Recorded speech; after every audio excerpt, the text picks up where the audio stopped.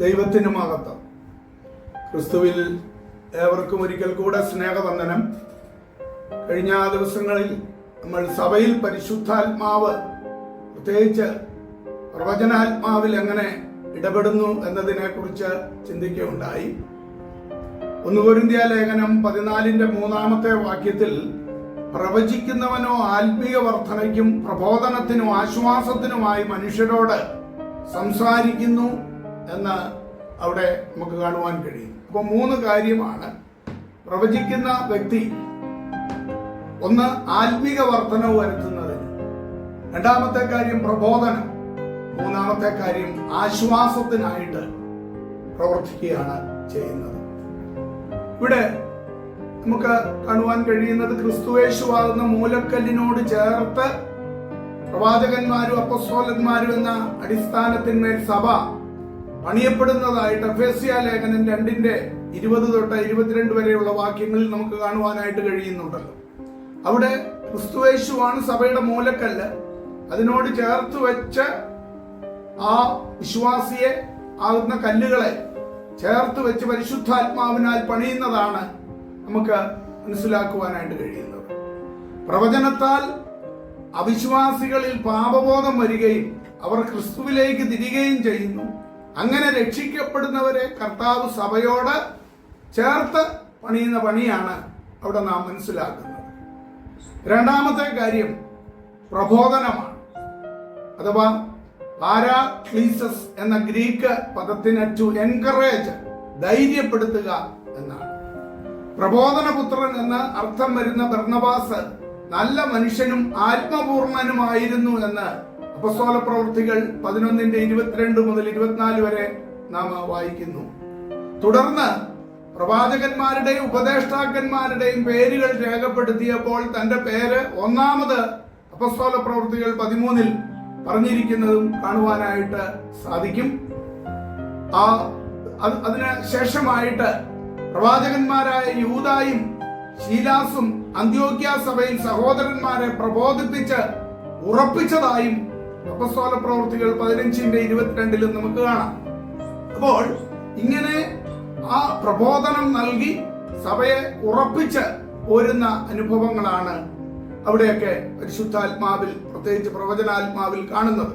എന്നാൽ ഇന്നും സഭയിൽ പലപ്പോഴും പ്രബോധനങ്ങൾ നടക്കുന്നുണ്ട്.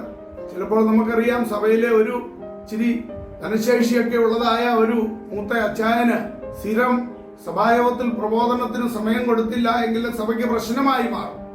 ആ പ്രബോധനങ്ങൾ പലപ്പോഴും വിശ്വാസികൾക്ക് മുറിവേൽക്കുന്നതായിരിക്കും. പരസ്പരം അങ്ങോട്ടും ഇങ്ങോട്ടും കുത്തുപ്രബോധനങ്ങളൊക്കെ നടന്ന് സഭ തകരപ്പെടുന്നതാണ് പലയിടങ്ങളിലും ഇന്ന് കാണുന്നത്. എന്നാൽ ഇവിടെ പരിശുദ്ധാത്മാവിലുള്ളതാകുന്ന പ്രബോധനം അങ്ങനെയല്ല, അത് പരസ്പരം ധൈര്യപ്പെടുത്തുന്നതാണ് എന്ന് നമുക്ക് കാണുവാനായിട്ട് കഴിയുകയാണ്. മൂന്നാമത്തെ കാര്യം ആശ്വാസം എന്നതാണ്. പാരാക്ലീറ്റോസ് എന്ന ഒരു ഗ്രീക്ക് പദം, ആശ്വാസപ്രദൻ എന്നാണ് ആ വാക്കിന്റെ അർത്ഥം. കർത്താവ് പരിശുദ്ധാത്മാവിനെ ആശ്വാസപ്രദനായിട്ട്, അഥവാ കാര്യസ്ഥൻ എന്ന പേരിലാണ് വെളിപ്പെടുത്തി ഇരിക്കുന്നത്.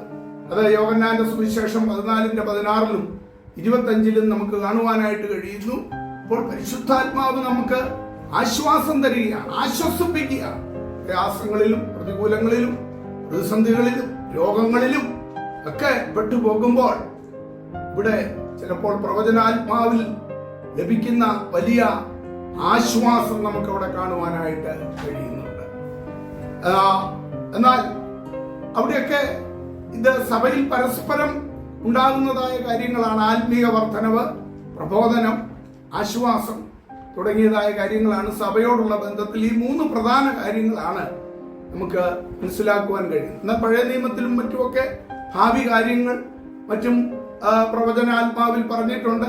ഇന്നും അങ്ങനെ അത്യാവശ്യമുള്ള കാര്യങ്ങൾ പരിശുദ്ധാത്മാവ് വെളിപ്പെടുത്തുന്നുണ്ട്. എന്നാൽ പലപ്പോഴും ഇന്ന് മനുഷ്യന് കേൾക്കേണ്ട പ്രവചനം എന്ന് പറയുന്നത് ഏതാണ്ട് ഭാവി കാര്യം അറിയുക, അങ്ങനെ മറ്റുള്ളവരുടെ അടുക്കൽ പോയി ചില ഭാവി കാര്യം അറിയുന്നത് പോലെ ഭാവി എന്തായിത്തീരും തുടങ്ങിയ നിലകളിലാണ് ഇന്ന് പലരും പ്രവചനം കേൾക്കുവാനായിട്ട് ആഗ്രഹിക്കുന്നത്. എന്നാൽ അതല്ല, ഇവിടെ പറഞ്ഞതുപോലെ സഭയിൽ പ്രധാനമായിട്ട് ആത്മീയ വർധനവ്, പ്രബോധനം, ആശ്വാസം, ഇതെല്ലാമാണ് പ്രവചനാത്മാവിൽ നടക്കുന്നത്. അപ്പോൾ തന്നെ ഭാവി സംബന്ധമായ കർത്താവിന്റെ വരവ്, മറ്റു വിഷയങ്ങള്, ഇതൊക്കെ ദൈവത്തിന് അറിയിക്കേണ്ടത് ദൈവം തന്റെ മക്കൾക്ക് അറിയിച്ചു കൊടുക്കുന്നുണ്ട്. കർത്താവിന്റെ മറ്റ് അല്ലെങ്കിൽ നാം അനുസരിക്കേണ്ടുന്നതായ മറ്റു കാര്യങ്ങൾ ഇതെല്ലാം ഉണ്ട്. അപ്പോൾ തന്നെ പ്രധാനമായി നാം ചിന്തിച്ചതുപോലെ ആത്മീയ വർധനവും പ്രബോധനവും ആശ്വാസവും പരിശുദ്ധാത്മാവിലൂടെ നമുക്ക് ലഭിക്കുന്നു. അത് സഭയിൽ ഉണ്ടായിരിക്കേണ്ടുന്നതായ കാര്യം തന്നെയാണ്. അതെ, അപ്രകാരം നമുക്ക് പരിശുദ്ധാത്മാവിന് ഹൃദയപ്പെട്ട് മുൻപോട്ട് നീങ്ങാം. അവിടുന്ന് നമ്മെ അനുഗ്രഹിക്കുമാറാകട്ടെ. ആശ്വാസത്തിൻ ഉറവിടമാം ക്രിസ്തു നിന്നെ വിളിച്ചിടുന്നു, നിന്നെ വിളിച്ചിടുന്നു. ആശ്വാസത്തിൻ ഉറവിടമാം ക്രിസ്തു നിന്നെ വിളിച്ചിടുന്നു, നിന്നെ വിളിച്ചിടുന്നു.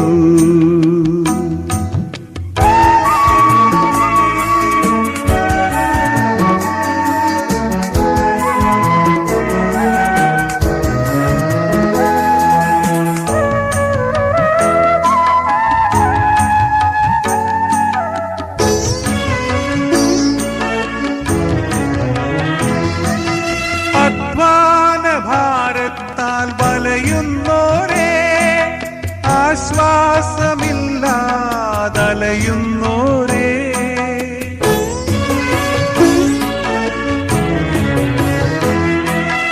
അധ്വാന ഭാരത്താൽ വലയുന്നോരേ, ആശ്വാസമില്ലാതലയുന്നോരേ, ആണിപ്പാടുള്ളവൻ കരങ്ങൾ നീട്ടി നിന്നെ വിളിച്ചിടുന്നു,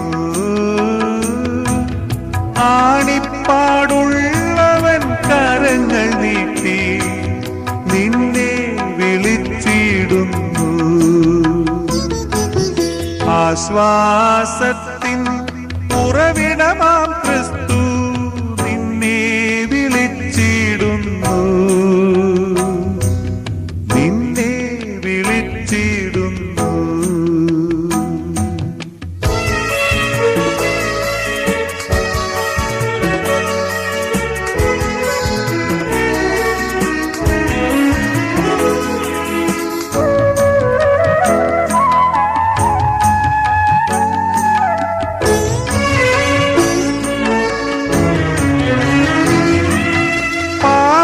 പാപാന്ധകാരത്തിൽ കഴിയുന്നോരേ, രോഗങ്ങളാൽ മനം തകർന്നവരേ,